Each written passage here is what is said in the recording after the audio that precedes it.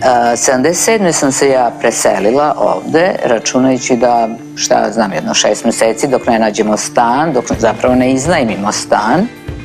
I tako neosetno, ja sam ovde sad već 35 punih godina. Evo sada zapravo mogu da kažem da sam se, kako se to kaže, aklimatizovala, adaptirala, prihvatila tu sasvim i zavolela zapravo ovaj kraj, s tim što sve dalje odavde za mene Novi Beograd, koji dalje ne mogu da prihvatim kao nešto što je meni blisko i što mi je drago i bilo kakvu lepotu u tome, zaista problem je da odem kod ćerke koja je u 61. bloku.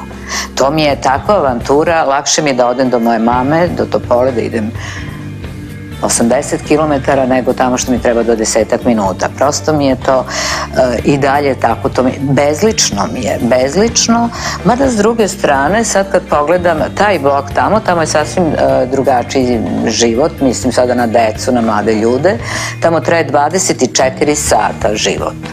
Ovaj deo je poprilično inertan, mrtav, malo sad je tu mek i Ušće, dobro, sada je već to nešto drugo od kad je ovaj shopping centar. Inače, jeste dosta staro naselje i nemate vi tu mogućnosti da nešto, ne znam, naročito ni izađete. Dobro, možda nisam sad ni zainteresovana za ove tu sadržaje kakvi su. Ja i dalje ipak idem preko mosta za bilo sve što mi je potrebno, ali moja deca imaju drugačiji taj osjećaj. Drugo, za vožnju autobus, što moja ćerka starija ne ume da se parkira ili ne voli tamo po starom delu da se mu pod Dorčulu, tu ne može da se parkira nikako. Njoj je to božanstveno, ovde sve imate lepo regulisano, ravno, semafore, divota jedna. I drugo, oni imaju sve što je njima potrebno.